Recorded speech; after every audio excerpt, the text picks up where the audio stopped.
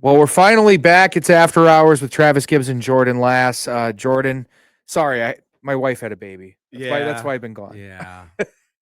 Not much you can do about that one. Yeah, hey man, you know what? It's crazy how fast 8 weeks goes by not working. Like a lot of people have asked me, like, so what did you do during those 8 weeks? I helped my wife take care of our baby. Yeah, I think those that don't have kids or it's been a long time, I think they forget like how Yeah, much is involved with like, I don't know, feeding every 2 hours, right, waking up every 2 hours, not right, getting solid sleep. Like, right. It kind of yeah, that sucks. 8 weeks probably flew by. Well, my favorite thing is like the older generation. They're like, "Yeah, well, I went back to work a week after our first baby was born." I'm like, "Well, I'm sorry your employer didn't care about you, but I didn't get any time. Yeah, I yeah, found out the week of that I was not eligible for the 2 weeks. It that's wasn't here. rough. It wasn't here. That's rough." But yeah, I didn't have any time, so It was a pleasant surprise for me. But anyway, you know what? 8 weeks went by. We're back. A lot of stuff has happened in the 8 weeks that we've been off. Michigan State continued to implode on the football field. Jonathan Smith got fired on Sunday. And what do you know? They have somebody in line already. Pat Fitzgerald gets hired as the new head coach there. they must have been talking to him for at least a month. Um, and for what I've seen, I think it's a safe hire. I'm not gonna scream and yell about it, but I'm also not gonna jump over the moon about it. I think it's middle of Yeah. the road. I think there's some things to be positive about. The Big Ten's not gonna be too big for him. It was way too big for Jonathan Smith, and you could see it. He was not ready to be here, and he had no idea about the rivalry with Michigan. He screwed up a lot of things. I think Yeah. with Pat, you're going to get at least a baseline of like this is where the program at a minimum has to be in the Big Ten. Yeah. Um, but I think the problem is he hasn't coached in 3 years, and in NIL and transfer portal, that might as well be a decade. And newsflash, the last 4 years at Northwestern didn't exactly go very well. No, 4-20 in his last two. but you notice this with a lot of like coaching changes, whether it's at the college or the pro level, that for like my point is like you look at Jonathan Smith. What was the glaring thing with Jonathan Smith that everybody had a problem with? He was a jar of mayonnaise. Yeah, no emotion. You might as well have had a mannequin on the sideline. Like that was Jonathan Smith in a nutshell. Pat Fitzgerald is the complete opposite. He is Mhm. a cheerleader. He's emotional. You saw him at the basketball game last Yeah, night. yeah. So I mean, you see that happen a lot in sports. Like I could even make a comparison with the Lions. Matt Patricia, he was a savant, Yeah. X's and O's guy. They get rid of him. What do they get? They get Dan Campbell, a rah-rah guy, the Mhm. complete opposite of an X's and O's guy. Not saying Campbell's an idiot. Well, we'll get into that a little bit Yeah, later, we'll get but into it. my point is you usually see this happen where they'll get do a complete 180 with the face of the coach. Yeah. So Well, and I'll say this. So if the university has decided that it's time to get serious. They're doing this $1 billion initiative for the renovations, for the NIL collective, all this stuff. If they've really decided that they're serious, because if you remember, they promised Jay Smith things that he did not get when he got here, aka money. So if they're serious, he's going to succeed. If they hold up their end of the bargain, he will succeed. But here's another thing. He has to hire the right people. If he hires his country club buddies like Matt Patricia did in Detroit with all of his old was it Boston College buddies? yeah, It ain't gonna work. what was the defensive coordinator's name? Was it Paul Pasqualoni or Paul Pasqualani? I don't know how to. It was like his coach when he was playing Yep. football. It was a bunch of guys from that His team. buddies, yeah, Yeah. for So sure, for sure, if he yeah. does that same thing, I'm out. But if you go out and get some qualified people, I mean, we had a conversation, Jason Candle from Toledo, pull a head coach from one of these mid-major teams, do something, but like you can't cheap out. You have to get the best guys.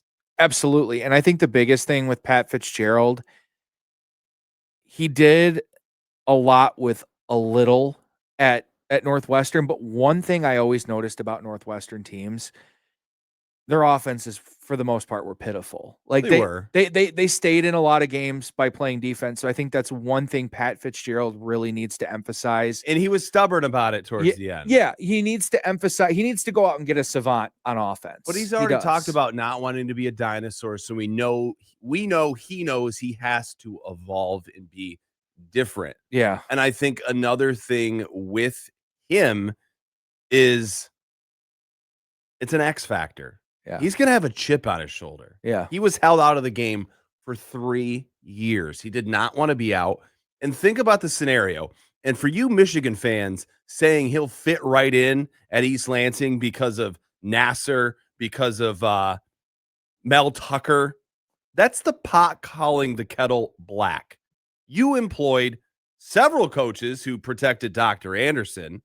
You had several coaches, one who is your current head coach, that cheated to the umpteenth degree, one of which who got a 10-year show cause from the NCAA. So I don't want to hear it because he was found innocent. And in the world of college sports with these settlements and all that stuff, rarely ever do you get what he got. He won his case and the university apologized. What were they calling those? It was like a hazing wiener car washes, I think is what they were calling them. Like, guys, don't do that. That's rough, no, that's dude. like blocking the U of M logo on your field after you planted the flag at Ohio State. Give me a break. Well, that's the other big thing, and elephant in the room is Michigan football. I mean, they finished the season 9-3. Hell, they finished with more wins this year than I thought they'd finish with. But what a waste! Absolutely. I mean, it was empty calories. They beat a bunch of bad teams and they lost to the teams that were good. Yeah, you got pounded through the mattress against the big 3 teams that you played. And here's the other thing. Bryce Underwood didn't develop at all. He had under 100 yards passing on Saturday. Alessio Milohojevic, Michigan State's backup quarterback, had more touchdown passes than him this year, and he played in like 6 less games. But he's the best freshman we've ever seen, right? So good he can choke you with a cordless phone. It's one of those scenarios where going forward, if that program's going to get any better, if they're going to get back to a point where they're competing for a Big Ten title, competing for spots in the college football playoff, you got to steal signs again. I'm trying to be biased. Jordan is the devil on the shoulder at the moment because I feel the same way that he does about a lot of this stuff, but he's saying it, not me. So don't come after me. Okay. Okay. He's going to have to kind of look in the mirror and go, this isn't Jim Harbaugh's offense anymore. Why does it still look like Jim Harbaugh's coaching the team in a way? I mean, the offense is so stale, and that was his biggest criticism until he got a Joe Moore award-winning offensive line, and they started cheating and all of these. It just doesn't look the same. It doesn't look the same. So the reason Sharon Moore is your coach, because nobody else wanted it. It's the honest to God truth. Nobody else wanted your job. And it was the safe thing to do from a PR standpoint. You just won a national title. We're going to promote from within. Nobody wanted your job. We're going to keep the legacy going, that kind of thing. But Sharon Moore's going to have to look in the mirror and go, like, I have to change this on offense if it's going to get better, because this pound the rock on first and second down and then, pray and hope you get a first down, throwing it on third down. It just doesn't work. You have to be creative. Look what Ohio State did to you.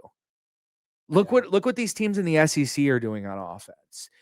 Look what Oregon does on offense. I mean, it has to be complementary passing, running, and actually mixing in a little bit of creativity with trick plays. Yeah. It has to be humming all the way around.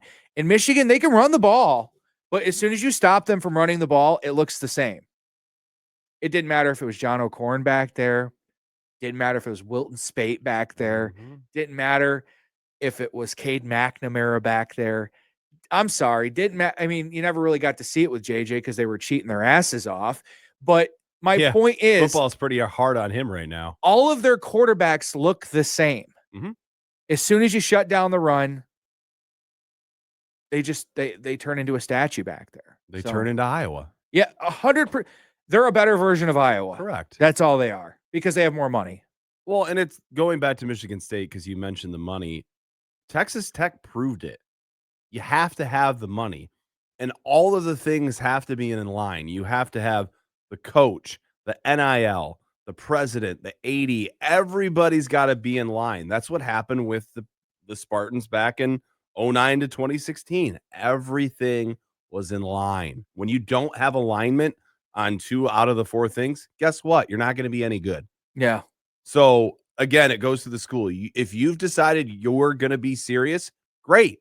If not, I'm not even interested in watching or talking about it Yeah. because Michigan State is a top 25 program. They are a sleeping giant. You can win championships here. You can go to playoffs here. I don't want to hear people like Jim Costa saying you should just be happy with 8 wins. I What really a nuanced take. I agree with you. I think the ceiling is higher, and I think D'Antonio proved that in his time at Michigan State. And people can say all day long, "Oh, that was a decade ago." Sure, but I think it just go. I don't think that changes the fact that Michigan State's ceiling can be that still. It doesn't change it. Well, and think about who you have now. He's a great speaker. He's going to engage donors. Yeah. You already have 600 million of that 1 billion that you need.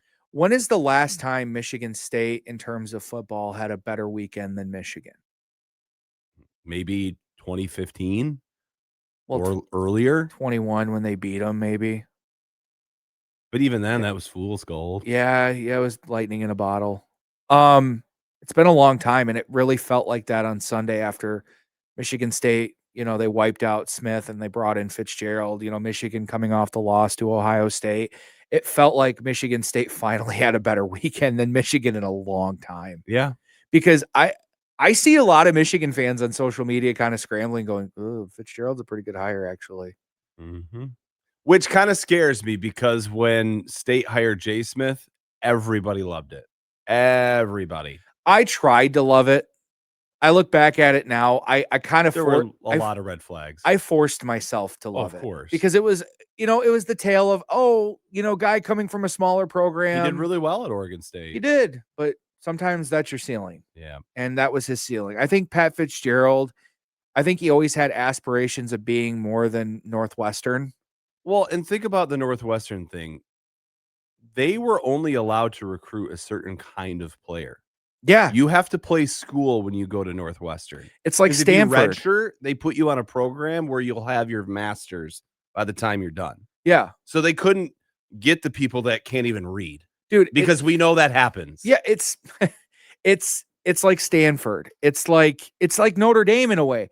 Notre Dame, I think, in this era of college football, maybe now because you can pay players, but they were under Brian Kelly, like their ceiling was, we'll get to a college football playoff every 4 to 5 years, but we're never going to win the whole damn thing because they're not willing to get the right players. We can't, from an academic standpoint. I mean, we can't get them. The Lions did the same thing for a while. All they did was draft choir boys. Yeah. People. It's like, well, I hate to break it to you.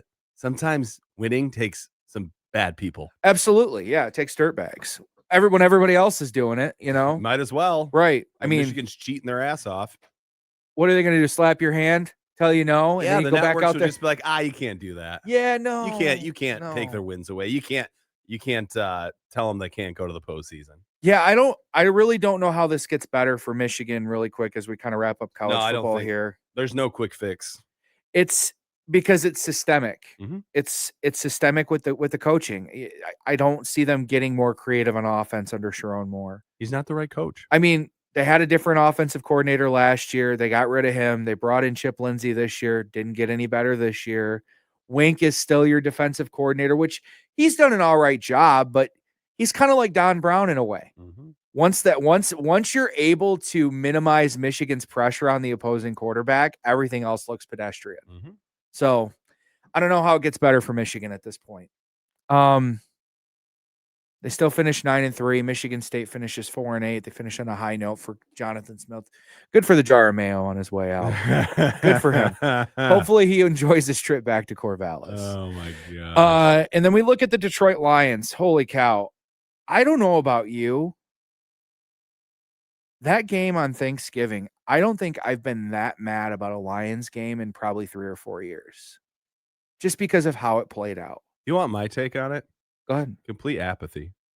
Yeah. I didn't even get upset. I'm like, I hate to say it. I told you so.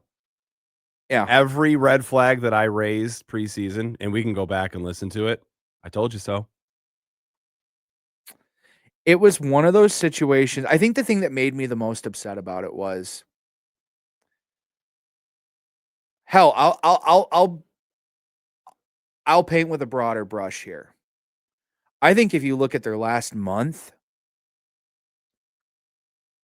I think they win either that game in Philly or they win that game on Thanksgiving Day if it's just Dan Campbell not getting in his own way. I disagree. Your offensive line is in tatters. Sure, but they're not doing themselves any favors. He's not recognizing that this team isn't the same team he had last year. Well, the problem is you botched the OC hire. For sure. And Campbell calling plays was a Band-Aid on a bullet hole. It's not ideal. It's not ideal, no, because he's much better operating at 30,000 feet than he is calling plays and trying to be the head coach. I think that's pretty clear at this point. But I think the person that deserves the most blame for this, Travis, it's your GM. It's Brad Holmes. It's Brad Holmes. You knew Frank Ragnow, I guarantee it, probably 2 years was debating retirement. You didn't do anything to address it in the draft a couple of years ago.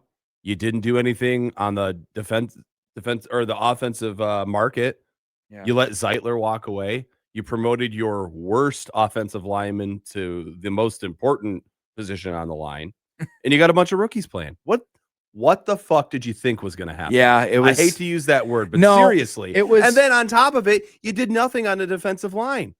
Aiden Hutchinson plays 95% of your defensive snaps, and he has not looked like a superstar player at all this year. He's been absent. And it might be nothing, it might be something. October 29th, when he signed his deal, look at the numbers before, look at the numbers after. They're terrible. They are god awful. But going back to my point about the percentage of snaps, you want to know how many Myles Garrett and Micah Parsons play? 65, maybe 70. He's playing too much, and he doesn't have any help. And your GM is defiant about, whoa, we got Aiden Hutchinson. Why do we need another one? We're good. That drop will go down in infamy if this team never does anything again. We're good. You sure about that? Yeah. You sure about that? I think that is, that's a much broader picture of the entire thing. But my point was, if you look at the game on Thanksgiving, there was a moment in that game where they made it a 3-point game right before halftime. They come out of the locker room. I said to my wife, who's not even, she could care less. She's a Bears fan. She's from Chicagoland area. I said, the absolute last thing they can do is give the Packers a short field here. Give it right back to them. What did they do? 3rd and short at midfield. Ran it up the middle with Gibbs. He gets stuffed. And what did Goff do? The most boneheaded play, who's supposed to be the smartest player on offense. Yep. He's supposed to be one of your leaders. Lines the team back up on 4th and short, and they run the same play and get stuffed again.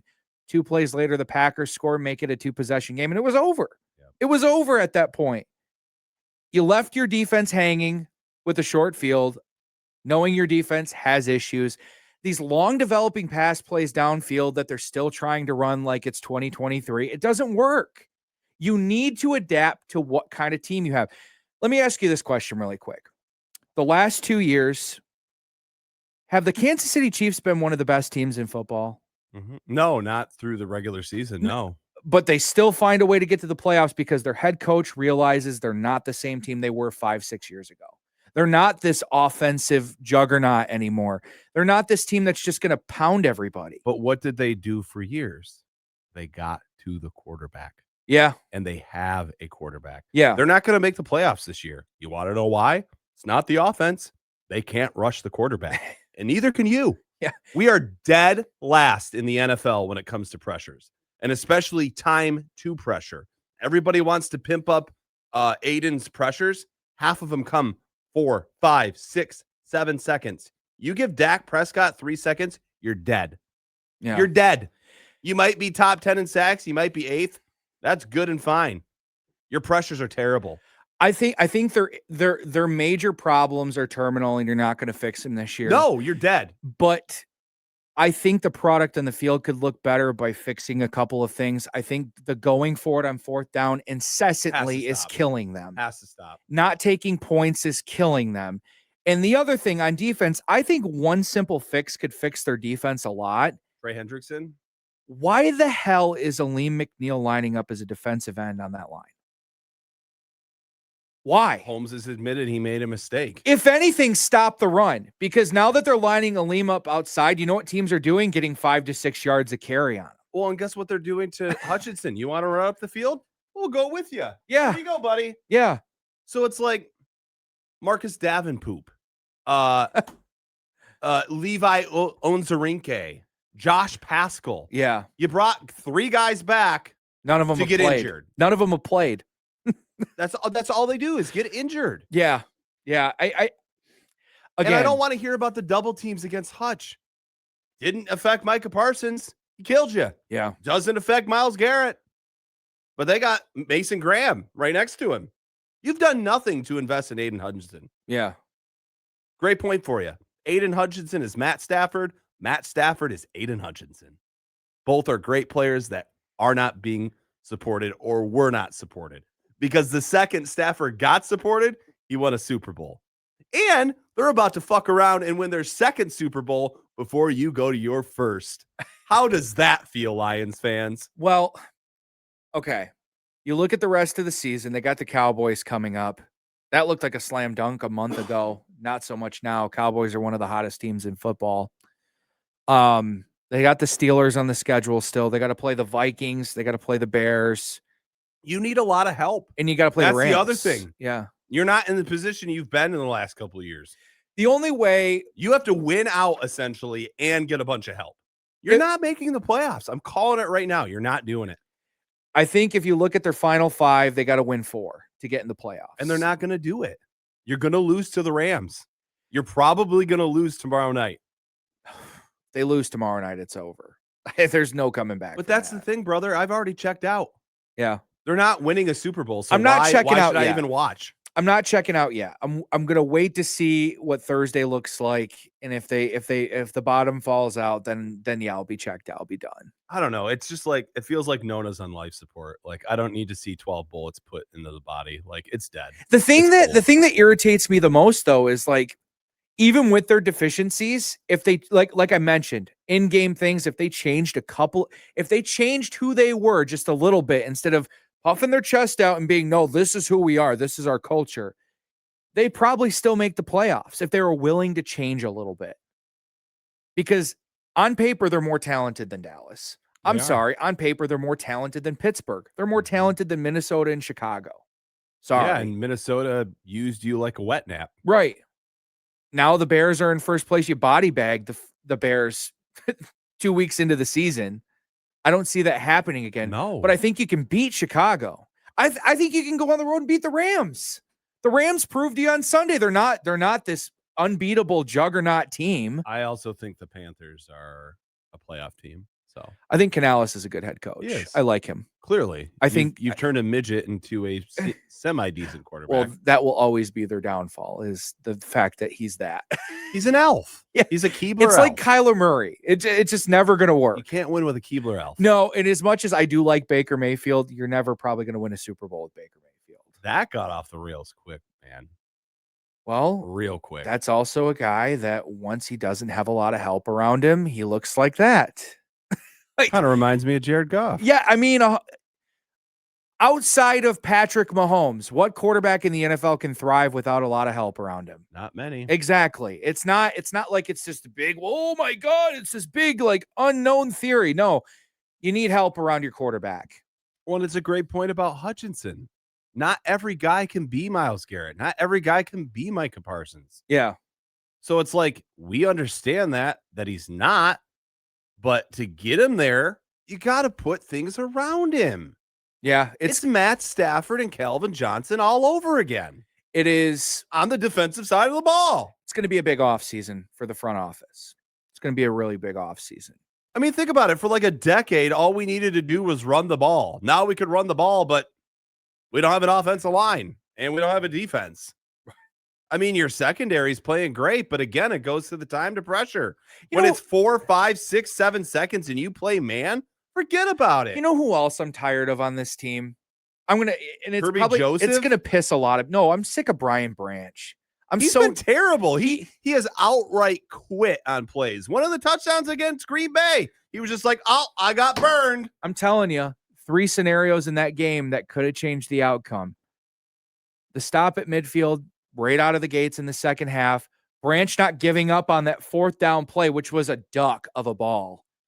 And then for whatever reason, the Lions milking the clock in the 4th quarter going down the field just to get a field goal anyway. Bro, I hate to talk about other stations, but his words on the morning show over in Detroit trying to explain that, whoa, buddy, that sounded like complete lionization. Whoa. Yeah. If you get a chance, go listen to it. Yikes. We're going to kick the ball in overtime because we're going to kick with the wind. Oh, I played right into their strategy by going right down the field. What? Really? One play got you 40 yards on that drive. Like, you could have just kicked a field goal with 6 minutes left in the game and tried. Hey, we know our defense is probably not going to get them off the field in 3 straight plays. Why not give them a few chances? I didn't want to. I didn't. I could not believe they did that. I couldn't believe it. You mentioned the Gibbs thing, and I said it in my group chat. If I got to watch Dan Campbell run Gibbs up the middle one more time, I don't know. And it's almost like when they put David Montgomery in those situations. And why are you paying David Montgomery like a top 10 running back if you're not going to use him? But it's almost like he gets 5 to 6 yards when he's in on those situations. Like I understand you want to have Gibbs on, line him up as a slot receiver. Yeah, line him up as a slot receiver then. Be creative. I don't know. If you're so fixated on having him on the field, find a different way to have him on the field. Just don't have him running the ball between the tackles every time. I think it's proof that it was Ben Johnson's offense. Oh, dude, no doubt. I think it was proof 4 weeks in. Like, yeah, but Dan, when he called that first game, it was like, oh, this might be Dan's offense. It was against Washington. I know, but it was, I mean, I was never gonna get a boner about that game because it was Washington. Of course. But it just, I don't know, it looked better than I hate to bring this up too. But isn't it funny how things just seem to fall apart in the city of Detroit when one of the athletes does the Trump dance? I mean, the Tigers earlier this year, they were pounding on the Yankees, and then they had that terrible month of December. Why? Well, Donald Trump was in attendance for the game, and they were all hitting the Trump dance out there while they were pounded on the Yankees. What does Amon-Ra do against the Commanders? Trump dance in the end zone. What's happened since then? A complete disaster. Whoa. Yeah. I love that drop from him in the booth. Whoa. I can't. I can't, dude. I can't. Anyway, we'll see what happens with the Lions. They are favored by a field goal against Dallas.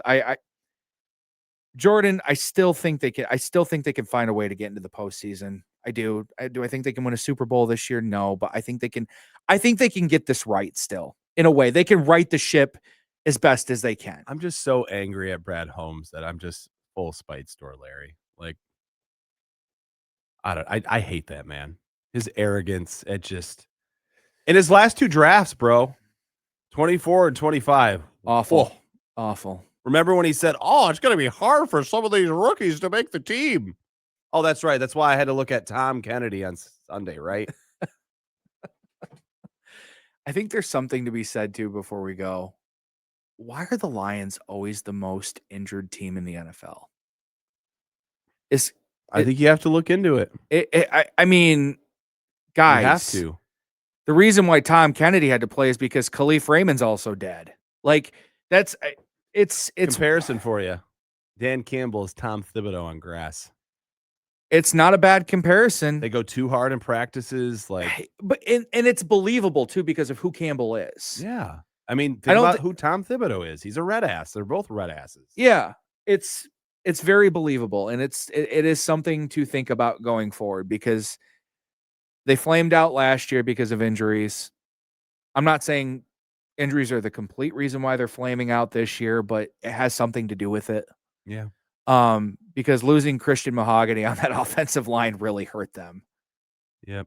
So And they have to do a heel turn. They have to have a come to Jesus moment, and Brad Holmes has to change the way that he does things. But he's given us no hope that that is even a possibility. I know. And if they don't watch them next year. They're not worth it. If we can't rush the passer, it's not worth watching. You can't win a Super Bowl if you can't get to the quarterback. Do you think that wait list goes down on season tickets? Oh, I think people start to sour if this goes downhill this year. I think so too. And if things start off bad next year, look out. I do want to mention before we go really quick too, Oh, yeah. man, the Detroit Pistons. Really quick before we go. I don't know if I don't watch a lot of NBA basketball. It's really hard for me too. Wake me up in January. I know. I know. But I don't think anybody saw this coming. No, and it's like the Tigers. Stack the wins when you can get them, because I'm guaranteeing it. They're going to come back to earth. Think so? Yeah. Stack the wins when you can. Jeez. By the way, if we're talking about basketball, you think Big Ten's the best conference this year? I mean, between Purdue, Michigan, and Michigan State, you got 3 of the best teams right now. I've watched a lot of Michigan State basketball this year. I never once thought this year's team was going to be better than last year's team. They are by leaps and bounds, a wide margin at the moment. I mean, they are death by 1,000 cuts on the basketball court. They out rebound you. They out hustle you. They get back on defense. I mean, Iowa was 7-0 last night. I know they're not ranked or anything like that, but you ran through them like shit through tin. Oh, dude. The game was over 10 minutes in. Yeah. And Michigan State plays just this scrappy style of basketball that I absolutely adore. And it's going to be hard to beat that team in March again. It's going to be, I could see Michigan State being in another Elite Eight or a Final Four. What's it going to come down to, though? Can they hit threes when it matters? When it matters. And we'll see really what they look like against Duke. They're top 5. Yeah. They did struggle against Florida yesterday, who already has 3 losses. I know they're ranked, but I don't know. I just think the Big Ten might actually have a chance to break the streak this year and get a national champion. Purdue doesn't have their do they have a dominant big man this year? I know they have Braden Smith running the show there. Yeah, they got another big guy. And then Kaufman Wren's back. Yeah. They got Lawyer. They're good. Yeah, they got a good squad. Yeah, and Michigan might be one of the best basketball teams in the league right now. You know, money helps. Must be nice when you can buy a roster. Yeah. But so can everybody else. So. It's true. That's true. That's true. It just must be nice when you can go out and pay the preseason player of the year. Hey, come to Michigan. Well, they all got what, $1 million for that in-season tournament. Who's left on that team from last year? Not many. Shedder? Yeah. Who cares? I know.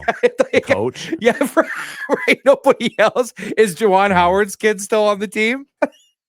I mean, that's how it's going to be every year at that school. College because basketball and college football is broken. It's going to be a revolving door. But hey, I mean, if you can get talented kids to come in, they're going to keep winning. My fear with Michigan basketball will always be this, especially with Dusty May. He proved it last year. His style of play promotes a lot of turnovers. You can't turn the ball over 25 times in a game and win in March. I'm sorry. It's not going to work that way when you're not playing against TCU. Sorry. So it will not. Quick note, Western Michigan in the MAC championship this weekend, playing Miami. Go Broncos. Dude, the MAC championship, I went to that a few years ago. That's such a good time. It's a cheap ticket. You get to sit wherever the hell you want. And they usually, like, the price of beer was lower when I went to that game compared to a Lions game. So if you got nothing to do and you're a Western alum or a Western student, it's fun to just go over and go to that game. Or even if you're just one of those people that, go State of Michigan. I'm not one of those people, but I work for Western, so there's a little bit of pride there. So thought it was worth noting. Cool. All right. Till next time, it's After Hours with Travis Gibbs and Jordan Lass.